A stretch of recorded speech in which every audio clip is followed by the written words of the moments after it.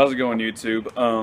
I was going to do a fishing video today, but realized that it is extremely cold after a cold front came through, and the place I went to earlier today had wind gusts up to 40 miles an hour, 30 to 40 miles an hour, which was kind of insane. So it was virtually impossible to do anything worth value. So I'm out here going to do a video of some of my top baits I like to use during the springtime. And I figured that it would be helpful to you guys that are out there fishing as well. Maybe in the same region here as Oklahoma, that maybe you guys go out and have some success as well. But one of my top baits I like to use is a good old trusty spinnerbait. Depending on where you like to fish at, whether it's a lake or a pond or even the types of bottom or what grass is in the lake, will determine what kind of spinnerbait or chatterbait you can use. But I really like to bring a spinnerbait out because it helps with using it as a search bait. That's something I love to do anytime I approach new waters or even familiar waters, is start out with a search bait. Casting out as far as you can into some tight regions that look fishy, but I mainly use those type of things to search for the fish. If I can hook the fish, maybe see if there's anything schooling out there. If I can't hook anything back with the spinnerbait, I'll toss with something more subtle. And so that kind of leads on to my second bait. I like to have, I don't know if you guys can see it, a little Texas rig setup. And what I like to use is a simple stick bait or some sort of soft plastic. I like using a little Senko style presentation. I like natural colors for a lot of clear water lakes. But also for darker bodies of water, I gradually love to shift to darker ones, maybe some dark baby brush hogs or even dark Senko style presentations like black and blue, something that stands out.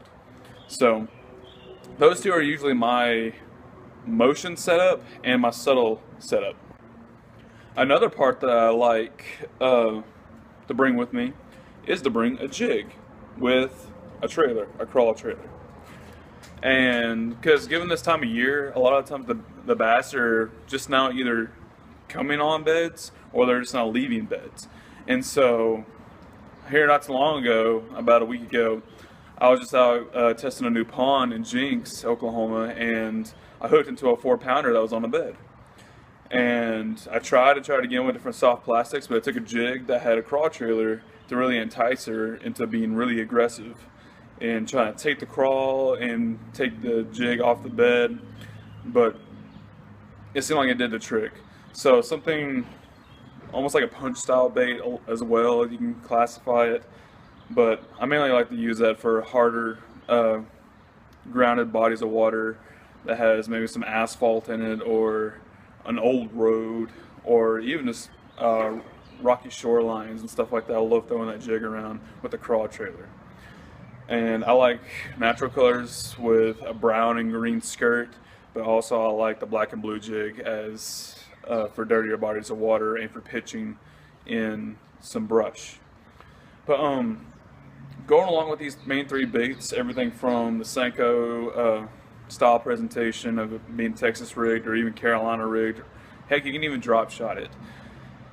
I like using that for my subtle presentations. Then I have my spinnerbait, chatterbait, even a small crankbait like these two. One is definitely looks like a bluegill. The other one is just a bright chartreuse crankbait for even clearer bodies of water. Sometimes, gradually, if you want to get a reaction strike. But I really like to throw natural looking jigs and natural looking lures to entice the bass. So I like using those also for search baits if the spinnerbait's not working and there's harder surfaces I can bounce those crankbaits off of, whether it's logs, etc. But one thing good that I also need to mention is that with the temperatures rising, water temperatures rising, and the bass becoming more active, it gets into some of my favorite times of the year is the early morning bite and late morning bite on topwater. And you can't go wrong with a good old buzzbait unless you have a bunch of grass. Where if you have a bunch of grass, I would advise grabbing a frog. A frog is your best friend. Whether it's just a gliding frog, just a walking frog, or you can even get a little popping frog, where you can pop it on the water. But if you like having a search bait on top of the water besides a buzz bait that's a little bit more subtle, get something like a spook. Something small. I think this is the Strike King Sexy Dog Junior or something like that. Has caught me a lot of good bass and a lot of quality ones too, especially in the early morning and late night bite. So I figured that this video might be helpful for you guys to kind of give you an idea of maybe some type of baits you can go out and throw and experiment with as the water temperature is rising in your states. These are some of the baits that I know for a fact are very effective, and I love throwing them, and I usually catch a good quality amount of fish doing them.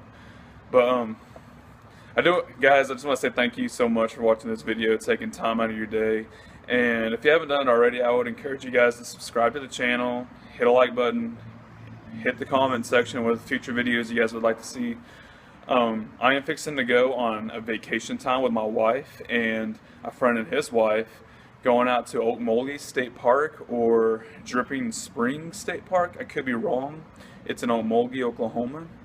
And I've heard I have some good bodies of water down there, so I'm looking forward to taking them fishing, a lot of them for the first time. So maybe I can do some videos on some instructional things I'm teaching them and drag you guys along with me and hopefully catching some fish on video for you guys. Thank you so much for your time today. God bless you. Go out and enjoy the great outdoors.